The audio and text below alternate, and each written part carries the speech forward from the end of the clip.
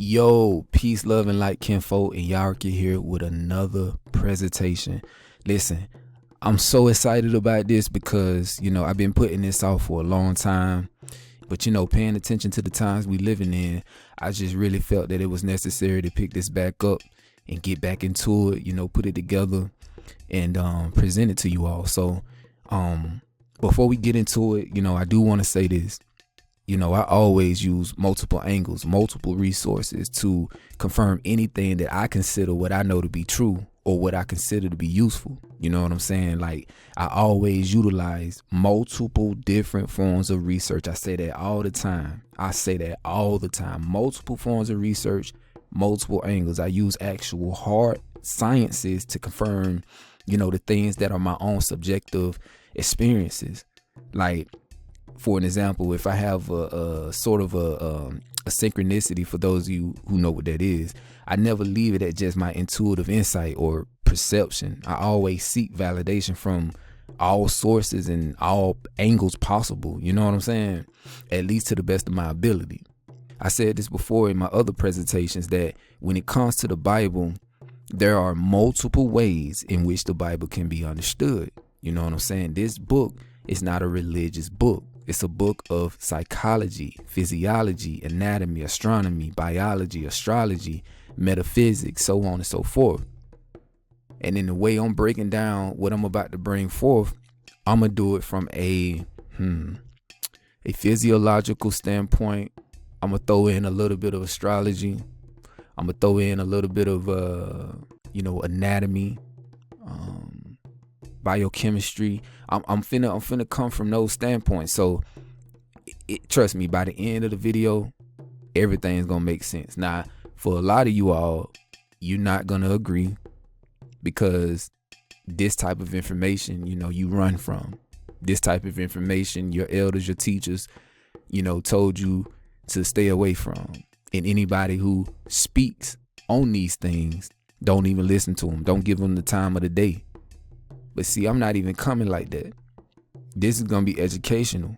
I'm not going to be biased with the information. This is simply research that I've done. You know what I'm saying? I'm going to give you the sources. I'm going to just lay everything out for you.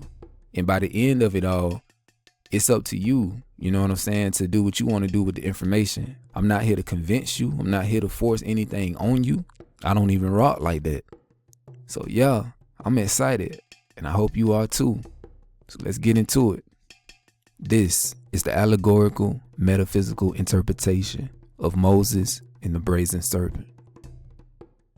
Most people know the caduceus as a medical symbol that's associated with health, but most people have no idea what this symbol represents. The symbol has a symbolic meaning that's not known by many. The most known account of a serpent and a rod is in the Old Testament, with Moses raising a brazen serpent. But first, let's look at what an allegory is. So here we see the word allegory, and it says figurative language, description of one thing under the image of another. The majority of people in the world today do not understand figurative language. And most of what you read in scripture and in these other records such as the Quran or the Upanishads, you know what I'm saying? A lot of these writings are figurative writings. A lot of these writings are symbolic in nature. But to continue, an allegory is a visible symbol representing an abstract idea. Now let's look at the word metaphysical, because you'll have a lot of people out there who would hear the word metaphysical and tie it into New Age. You know what I'm saying? And whenever I hear people say things like that, I know right off the bat that they're unlearned. Because if we look at the definition of this word, it'll tell you exactly what it is. The science, the science of the inward and essential nature of things. There's nothing evil or New Age about the word metaphysical. The science. The word science just means the study of or the observation of. You dig what I'm saying? So the science of the inward, not the outward, but the inward. the science of what is beyond the physical. One more time, the science of what is beyond the physical. All right. And see, again, a lot of people are just stuck on the physical and have been taught, trained, and conditioned to only focus on the physical and nothing else. So it's time. It's time to explore. It's time to observe. It's time to see beyond the physical and bring forth some understanding of what's going on inside of our bodies. Not even that, but just knowing ourselves internally. Because like I always say, this temple, this body, this avatar, this suit only houses the spirit. It only houses the soul. All right. So that part of us that's dwelling inside of this body, this suit, that's what we need to know more about. You feel what I'm saying? Okay, let's look at the word personification. You heard me mention this word before in the past. Let's take a look at what it says. Figure of speech or artistic representation in which something inanimate or abstract takes the form of a person. So remember me telling you all, everything in nature, everything in the heavens, everything, when it comes to you, your body, your mind, you know what I'm saying? Everything inside of you, every single thing has been personified. They've created stories out of everything in this earth. Let's look at the word anthropomorphism. It says the ascription of human qualities to a deity. And this is why I always say, when you look at Greek mythology, Egyptian mythology, Roman mythology, you see all these figures, all these different sun gods, moon gods, so on and so forth. These are anthropomorphic figures involving the attribution of human qualities to divine beings, originally in reference to regarding God or gods as having human form and human characteristics of animals, plants, nature, and etc. All right. Okay, so we're in Numbers chapter 21, and we're going to read verses 6 and 7. So it says, and the Most High sent fiery serpents among the people, and they bit the people, and much people of Israel died. Therefore the people came to Moses and said, we have sinned, for we have spoken against the Most High and against you. Pray unto the Most High that he take away the serpents from us. And Moses prayed for the people. Verses 8 and 9. And the Most High said unto Moses, make you a fiery serpent, and set it upon a pole. And it shall come to pass that every one that is bitten, when he looketh upon it, shall live. And Moses made a serpent of brass, and put it upon a pole. And it came to pass that if a serpent had bitten any man, when he beheld the serpent of brass, he lived. We must understand and overstand that what we're reading is symbolic in nature and has everything to do with what takes place within the human body, mainly the endocrine system, or what they call the central nervous ganglia, through which our life force energy flows. It is important to note that the rod or staff or pole symbolizes the spine or spinal column. And along the spinal column, you have the 7 major glands, also known as the meridians, or was famously known as the chakras or chakras, that must be opened, unblocked, and balanced in order for that serpent that Moses was using, that serpent, or what they call the Christ, or electromagnetic energy, or nitric oxide, which we're going to go into a little bit later, or what they call the Kundalini, to rise or ascend for everyone to see and be healed or saved. And we also have to understand that the root of sin lies in the base of the spine, which I'm going to go into a little bit later, known as the lower self, or lower nature, or lower planes of man, hence Sodom and Gomorrah, Egypt, hell, etc., etc. The deeds of the flesh are conducted below the solar plexus. And I think I made mention of this in one of my songs. Let me think. I think Guidance, I made mention of that. But anywho, below the solar plexus in the lower parts of the body, which brings forth sin, and sin brings forth death. Now, if we go to Ecclesiasticus or Sirach chapter 21, we read, my son, have you sinned? Do so no more, but ask pardon for your former sins. Flee from sin as from the face of a serpent. One more time. Flee from sin as from the face of a serpent. For if you comest too near it, it will bite you. The teeth thereof are as the teeth of a lion, slaying the souls of men. Okay? This is really important. We got to dissect this, but we're going to do that a little bit later. The spine is the cunning serpent that we must tame in order to flee from sin, which is another reason why Christ had to be raised up as the serpent or like the serpent in the wilderness. So when we read John chapter 3 verses 14 and 15, it says, and as Moses lifted up the serpent in the wilderness, even so must the Son of Man be lifted up, that whosoever believeth in him should not perish, but have eternal life. Yasha taught men the true way back to the Most High. How? By conquering, overcoming their lower animalistic carnal nature, or death. Let's go over to John chapter 6 and read verses 32 and 33. It says, then Yasha said unto them, verily, verily, I say unto you, Moses gave you not that bread from heaven, but my Father giveth you the true bread from heaven. For the bread of the Most High is he which cometh down from heaven and giveth life unto the world. All right.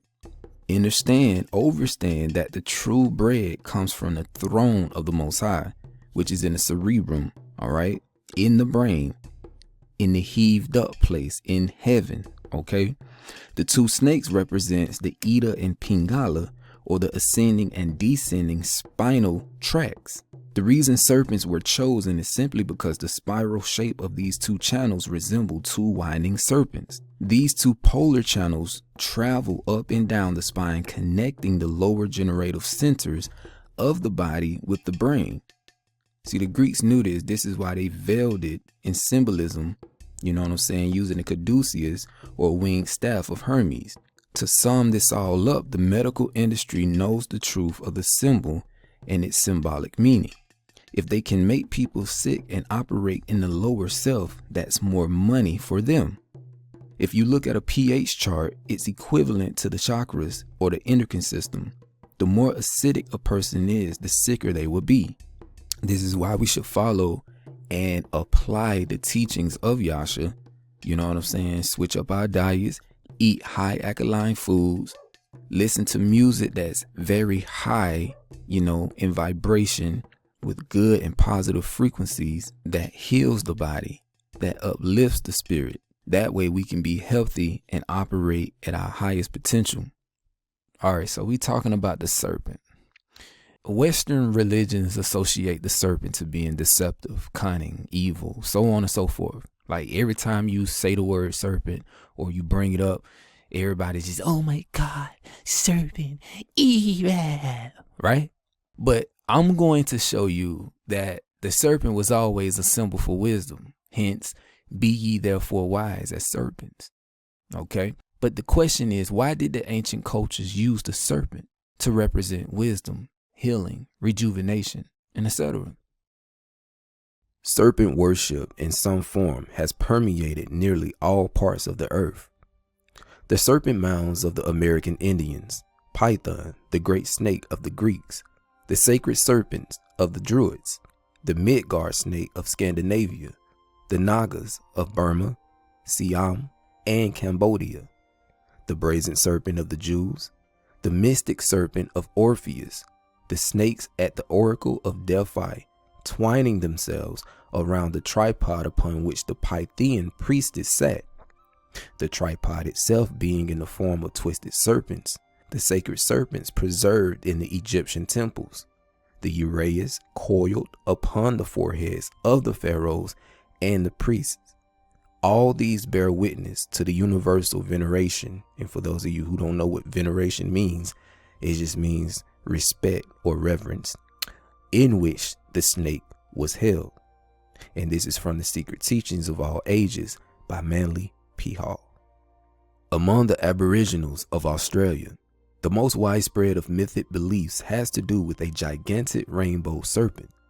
He, sometimes she, is also the source of magical quartz crystals known as Kimba, from which the medicine man derives his own power. And this is from the book The Cult of the Serpent by Belitja Monk Da. All of the logoi of all the ancient religious systems are connected with and symbolized by serpents. It was the emblem of the resurrection of nature, as also of Christ with the Ophites, and of Jehovah as the Brazen Serpent healing those who looked upon him. The serpent being an emblem of Christ with the Templars also. The symbol of Naph is represented among other forms under that of a huge serpent on human legs, this reptile being under the emblem of the good genius and the veritable Agatho Daemon. I tried, but this is from The Secret Doctrine by H.P. Blavatsky. In the Hermetic Asclepian temples, healing was always performed while the healers were surrounded by serpents. In all mythological language, the snake is an emblem of immortality. The shedding of its skin makes the serpent a symbol for rebirth and renewal in all cultures. The ancient rishis in India were said to gain knowledge from the Nagas, which are huge serpents. Buddha himself was taught and protected by a Naga. Quetzalcoatl, a winged serpent, imparted knowledge to the ancient Aztecs. Egypt especially is flooded with depictions of winged serpents. In the hieroglyphic language, the symbol for Thoth and Hermes takes the form of a staff, a caduceus made up of two intertwined serpents. In Egypt, the serpent permeated nearly all facets of divinity. And this is from The Secret Source by Maja Dios and Adam Parfrey. The rainbow was associated with a cosmic serpent in African, Indian, Asian, and Australian traditions. The snake itself is a major symbol of axial and ascensional powers. It appears nearly everywhere as a magical religious link between the underworld and earth, and in imagery is sometimes given celestial symbolism by the addition of wings or feathers. The most notable example of this is the Aztec god Quetzalcoatl, a plumed serpent. And this is from 1001 Symbols by Jack Tresidder. In pre-Columbian America, the most notable symbol was the serpent. The Olmecs associated womanhood with the serpent's mouth. They considered it the most sacred place on earth, a place of refuge, the creative womb from which all things were born, into which all things returned. Snake people had holes, entrances to the body of the earth serpent. They followed the serpent's way, identified with the serpent deity with the mouth, both the eater and the eaten. The destiny of humankind is to be devoured by the serpent. And this is from Borderlands Le Frontera by Gloria Anzaldúa. The serpent is a symbol found everywhere in the Greek archaic religious record, as well as the Egyptian. The depiction of the snake refers to earth energy, or, in the words of John Chang, yin power. In other words, yin qi rising from the earth. Certain researchers have purposed the theory that the chakras of Eastern mysticism are no more than a network of standing waves in the field of yin energy that surrounds and pervades us. All the images of a snake or snakes coiling up refer to the ascension of earth energy. and this is from the Magus of Java by Costa Danos. Okay, so we're going to go into the serpents of India. It says the serpents of India were known as the Nagas, which is a Sanskrit word meaning serpent. A male is called Naga and a female is called Nagini. These Nagas were a group of spiritual adepts who had awakened the dormant or latent Kundalini serpent. By doing so, these spiritual adepts gained a magnitude of wisdom and were able to produce various esoteric scripts that influenced the creation of modern Buddhism and yogic practices.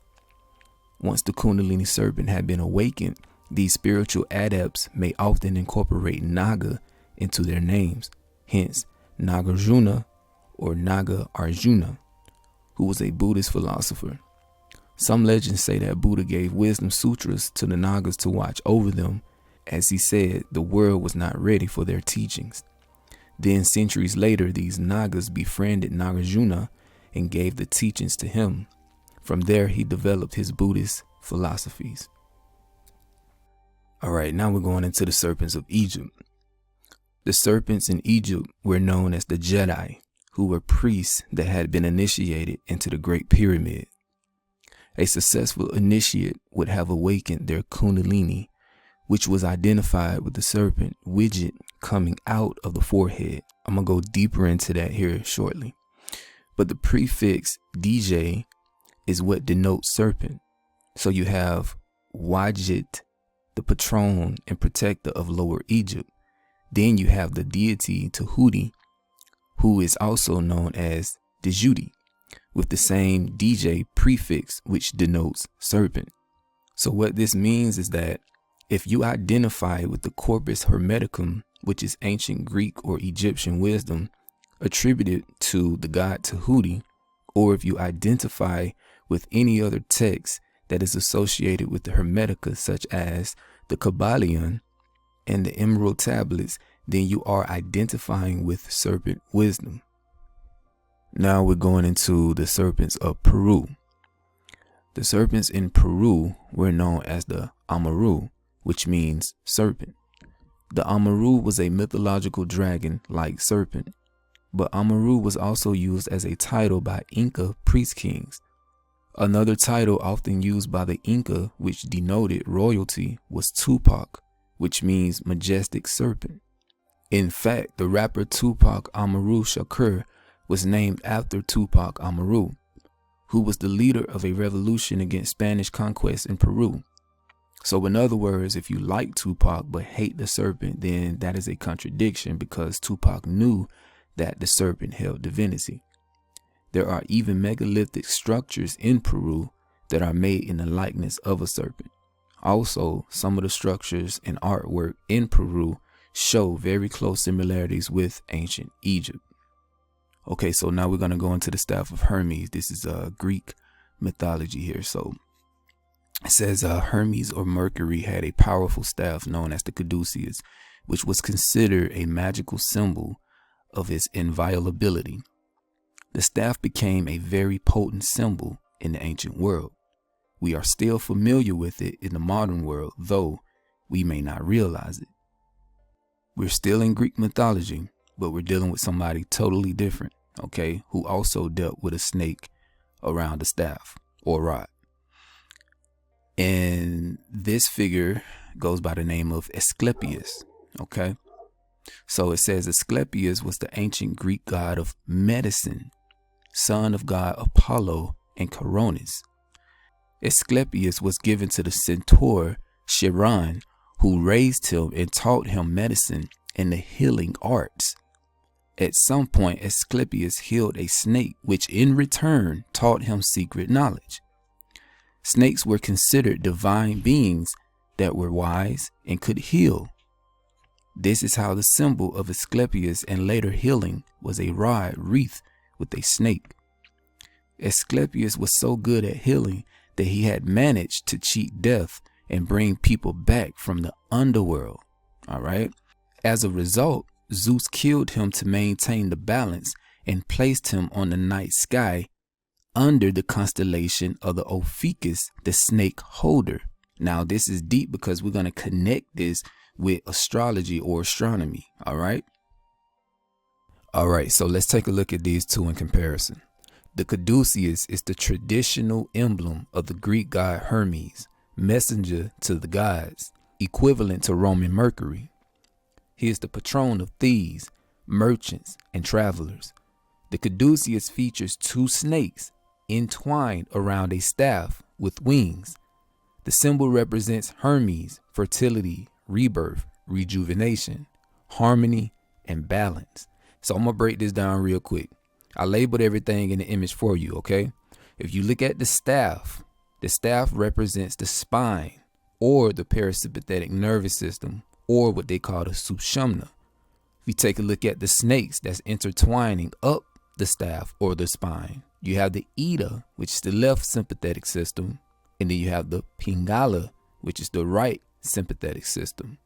This is also the positive and negative energy going up and down your spine. Then the two wings at the top. This symbolizes the greater and lesser wings inside of your brain. Okay, the sphenoid bone. Let's take a look at the sphenoid bone. Doesn't it look like wings? Yeah, I know, right? Now, listen, I could do a whole video on this alone. Like everything that I'm speaking about, I would have to do separate videos on these. You feel what I'm saying? Because a lot of stories or allegories or myths have been created around these things. But anywho, if you look at the ball in the center of the two wings, this is the throne room, okay? This is what they call the third ventricle or the cave of Brahma, okay? The pineal, pituitary, hypothalamus, thalamus, right? This is the region of your brain where those are located. Let's look at the rod of Asclepius. It says the rod of Asclepius is the symbol of Asclepius, the Greco-Roman god of healing and medicine. This is the correct symbol of medicine, featuring a single snake wrapped around a staff. The staff may symbolize authority, and the snake symbolizes rebirth, healing, and rejuvenation, just like the caduceus of Hermes. All right, so essentially, it's just that with the caduceus, there are more features added to it. But yeah, moving on. A few years ago, the astrological and zodiacal world was in an uproar of the supposed finding of a new constellation called Ophiuchus. What was not known to the novice astrologers is that Ophiuchus was one of the original 48 constellations identified by Ptolemy and originally identified by the Africans as Imhotep. Ophiuchus was touted as the 13th zodiac sign and would cover the period from November 29th to December 17th on the Gregorian calendar. In Islam, this constellation was known as Al-Hawa, meaning the snake charmer. Now, I don't know if you all remember or even took the time out to watch the presentation I did on astrology and how it's all throughout the Bible. But in that presentation, I showed you the connection between the constellation Pegasus, right, with the hippocampus inside of the human brain, right? And I'm going to do the same thing here with Ophiuchus and the so-called Kundalini or the serpent, all right, inside of our bodies. Now watch this. Readers of the Bible should know the mother of all living, known as Eve in English, is called Hawa in Hebrew, as well as in the Arabic of the Quran. A snake charmer is also someone who talks to snakes, and this is what Hawa, aka Eve, did in the infamous story found in Genesis 3. The Most High said, "I will put enmity between you and the woman, and between your seed and her seed. It shall bruise your head, and you shall bruise his heel." Genesis chapter 3, verse 15. This is symbolism for the Ophiuchus constellation, which shows a man standing with a snake around his sacrum, yet standing on the head of a scorpion. Therefore, you get the story where the woman's seed or descendant shall put his foot on the serpent, or let's just say scorpion, which will bruise the scorpion's head, but the scorpion will bruise the man's foot. Virgo is always heads up, and Scorpio is at her feet. The body of the serpent with the red star and Taurus She is bruising him on the head and him on her heel. The snake symbolizes the so-called Kundalini, which is called the coiled serpent. The Kundalini is a feminine energy that is coiled 3½ times at the base of the spine where the sacrum is located. Once the Kundalini is awakened via meditation and various self-discipline activities, it activates or flows freely or ascends up through the meridian pathways or the 7 chakras and unfurls, reaching to the skull. This is shown on the namus of ancient Egyptian pharaohs as coming out of the forehead or so-called third eye region of the skull.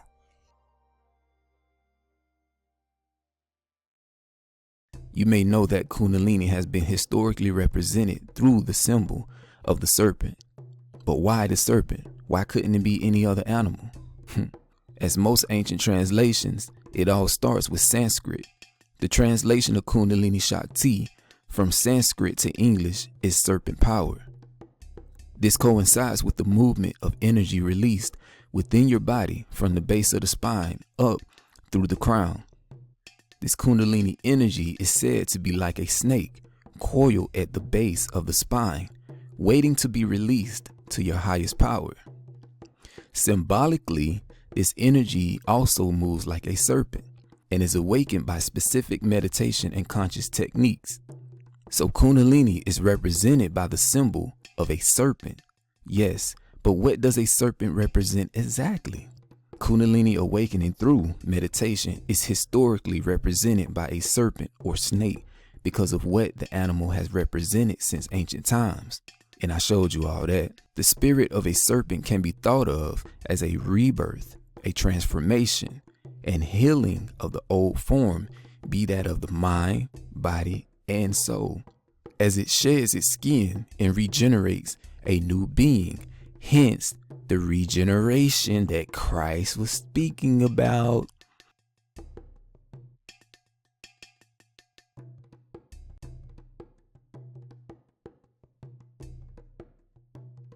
The pineal of enlightenment produced in the pineal gland has 2 major aspects. 1, the stimulation of nitric oxide release, or the Kundalini. Number 2, the upgrade of melatonin, the nectar of the gods. Right? These 2 operations are synchronous and will now be explained. The pineal gland is bathed in highly charged cerebrospinal fluid, or CSF. The pineal contains calcite crystals that are piezo or piezoelectric endothelial cells that generate nitric oxide, or NO, and pineal leukocytes that mediate nitric oxide release. The stream of blue solar electricity traveling from the pituitary to the pineal, mentioned by Professor Hotima, is nitric oxide. The sky is blue due to the presence of nitrogen. When we are in a state of harmony, the posterior pituitary lobe secretes more oxytocin and vasopressin, causing pineal crystals to vibrate more rapidly. This increases our vibratory frequency centered in the mass intermedia. This is the alchemical wedding, lunar and solar bodies uniting in a climax of power and healing. Yasha said, if these 2 make peace with each other in this one house, they will say to the mountain, move away, and it will move away. This is from Thomas Logia 48. The harmonic state initiated by pituitary secretions causes the rapid release of nitric oxide and stimulates the pineal to upgrade melatonin into DMT and a host of other widely beneficial neurochemicals. So before we focus on DMT, we got to focus on the benefits of increased nitric oxide flow. All right. Now going into nitrogen, the spirit fire. Nitric oxide is formed by nitrogen and hydrogen. 1 nitrogen atom plus 1 oxygen atom is 1 nitric oxide molecule. Nitrogen Nitrogen has 7 protons, 7 electrons, and 7 neutrons. 777. It corresponds with the 21st, 3 times 7, letter of the Hebrew alphabet, Shin, the fire of life. In the book of Revelation, John's vision illustrates Christ with 7 seals, 7 stars, and 7 candles. 777. Oxygen. Oxygen has 8 protons, 8 electrons, and 8 neutrons. 888. The dramatic value of Jesus is also 888. And so, by the Hermetic or divine law of correspondence, we have a direct link between nitric oxide and Christ Jesus. Spirit, the Kundalini fire. The respiratory breath system may as well be called our air system. Spirit is air, pneuma, approximately 78% nitrogen, 20% oxygen. When nitrogen and oxygen combine in the body, nitric oxide forms. So we could say the spirit body is mostly nitrogen, 777, and some oxygen, 888. Christ Jesus. Awakening. The maximum peak of Kundalini, or superconscious awakening, has 2 major aspects. One is the stimulation of nitric oxide release, the Kundalini, and the second one is the upgrade of melatonin, the nectar of the gods. These 2 operations are synchronous. In short, number 2, melatonin upgrades occur when our harmony or euphoria induces nitric oxide heart expansions, which promote pituitary secretions of oxytocin and vasopressin. These 2 stimulate the pineal to upgrade melatonin into DMT and a host of other widely beneficial neurochemicals. Heart expansions lead to parasympathetic dominance and an overwhelming feeling of openness. Nitric oxide production is also heightened during profound realizations of the divine self. This can cause the climatic experience of electrical firings up the spine, which feel like light or warm oil is rushing up from the base of your spine to your brain. Nitric oxide synthase is found in the hypothalamus, right above the pituitary gland. When the Kundalini awakens, a stream of blue solar electricity, nitric oxide, travels from the pituitary to the pineal. The sky is blue due to the presence of nitrogen. This is the alchemical wedding. Lunar and solar bodies uniting in a climax of power and healing. Jesus said, if these 2 make peace with each other in this one house, they will say to the mountain, move away, and it will move away.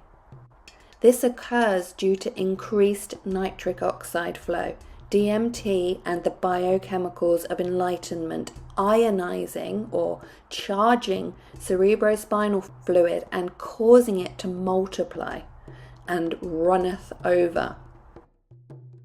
The charge of energy up the spine is referred to as Excalibur and the sword of truth. It feels like a sensational energy is simultaneously rising and falling from the base of the spine to the crown of the head. I do believe that this is where the concept of lightsabers first arose from. Nitric oxide produces phagocytes. These cells eradicate impurities in the biological system. Thus, when the Kundalini is activated, nitric oxide purifies the blood, muscular, and nervous systems. This is why superconsciousness awakening, the raising of the sacred secretion, the anointing of Christ, and the Kundalini activation are associated with miraculous healing. Applications. Remember, air is mostly nitrogen and oxygen. Electrons in the air are the life force in the breath of life. More than we breathe for air, we breathe to take in life force in the form of electrons. Nostril breathing increases nitric oxide in the body, hence all of the pranayamas that involve nasal breathing. In Hinduism, a common mantra is Om. Christianity altered Om and created their Amen. Amen. Chanting Om boosts the production of nitric oxide in the body.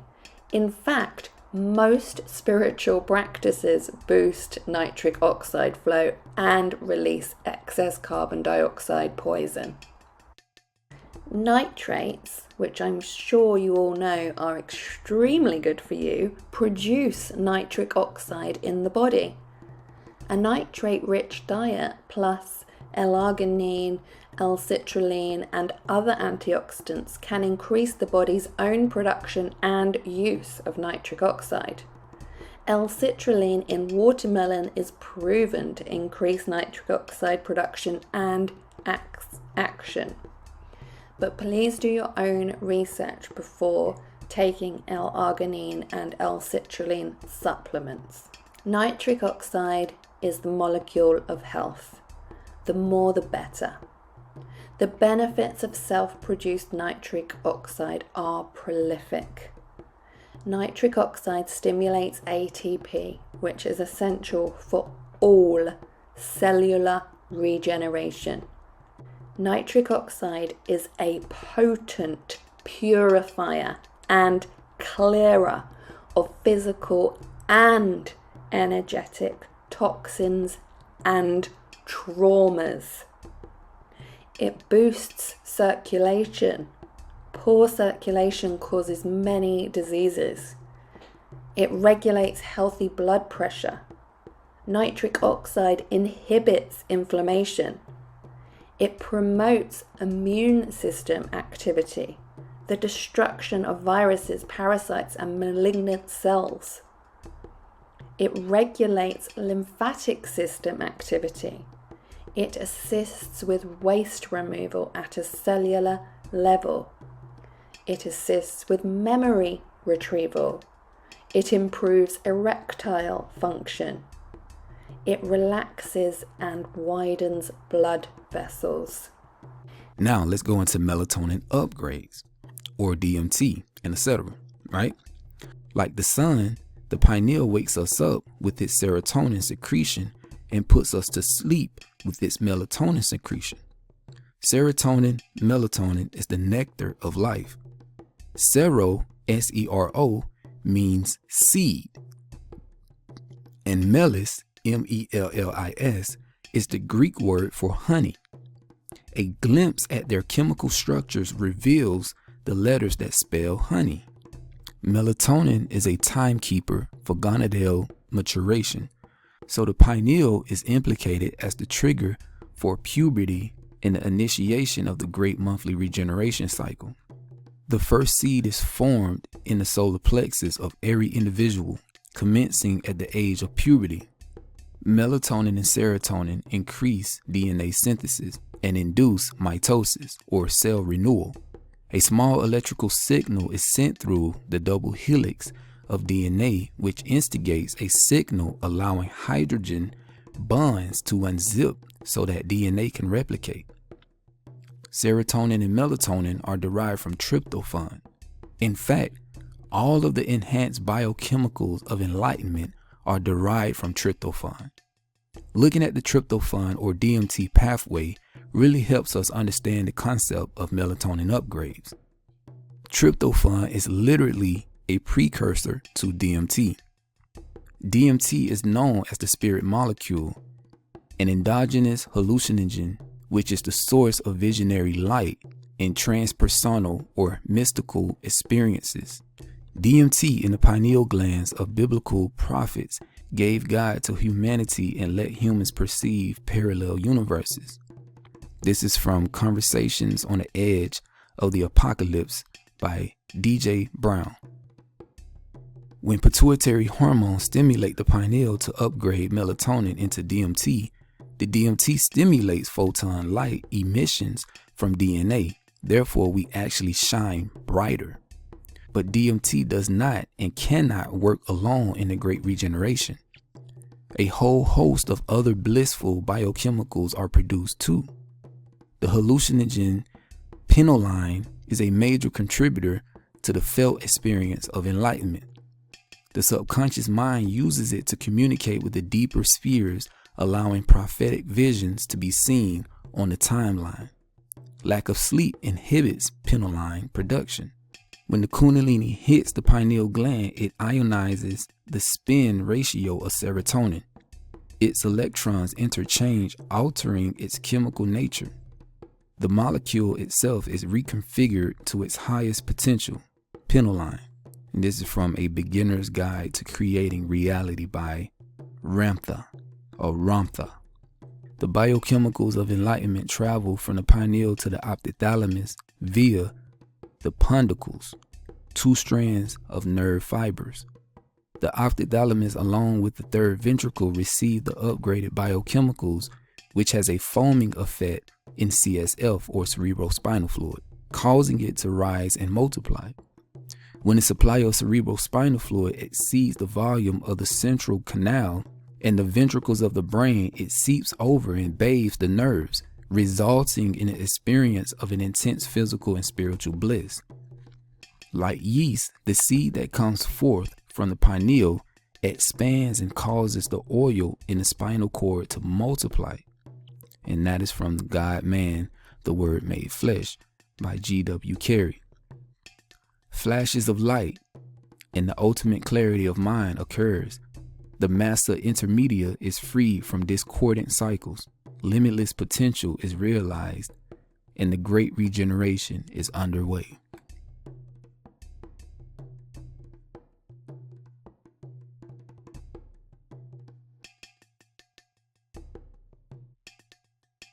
The pituitary is the master gland of the endocrine system. The release of pituitary secretions corresponds with the electromagnetic radiation and the gravitational pull of the moon. Macrocosmically, the moon regulates the oceans and tides in time with its monthly cycle. Microcosmically, the pituitary hormones regulate and refresh our soul or fluid body or etheric body on a monthly cycle also. This is possible due to presence of magnetite crystals. The pituitary gland is considered an important energetic organ in that it contains magnetite, a magnetically sensitive compound. And this is from the book, The Complete Book of Chakra Healing, Activate the Transformative Power by Cindy Dale.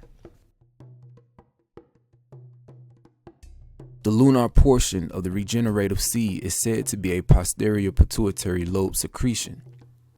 Pituitrin is the historical name for combined posterior lobe secretions, namely oxytocin, OT, and vasopressin, VP. The moment oxytocin levels go up, the brain survival centers cool off. The amygdala, an anagram for Magdalene, which I'm going to go into in another video, slows the circuits of fear, sadness, pain, anxiety, aggression, and anger. Then the only thing we feel is a love for life. And this is from the blog, The Reasons Why Kindness Makes Us Happy by Jay Dispenza. Fear, sadness, pain, anxiety, aggression, and anger are all emotions that counteract the great regeneration. Oxytocin is a powerful antidote to these debilitating states of consciousness. The chemical composition of oxytocin is similar to that of protoplasm or lunar germ. Oxytocin has many important roles in the temple body, including the stimulation, production, and mitosis of stem cells.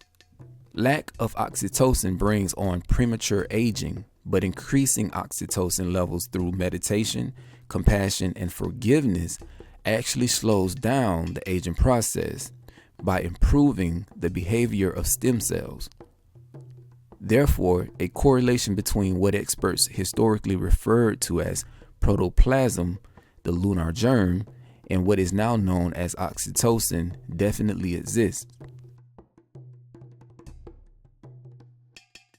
Vasopressin mediates stress and stabilizes circulation. Vasopressin has the monumental task of maintaining the appropriate volume of water in the space that surrounds cells of the body, the extracellular matrix. This allows proper cellular function. Vasopressin also helps the body maintain fluid volume. In other words, vasopressin is indispensable to the vital fluids, aka lunar aspect of the body. Pituitary secretions act as a catalyst for pineal activity, thus producing the felt sensation of the great regeneration. In the brain, it first activates the pituitary, the feminine, negative pole, causing it to send a stream of bluish solar electricity through the infundibulum to the pineal, the male, positive pole, thus completing the circuit. And this is from the book The Son of Perfection, Part 1 by H. Hotema.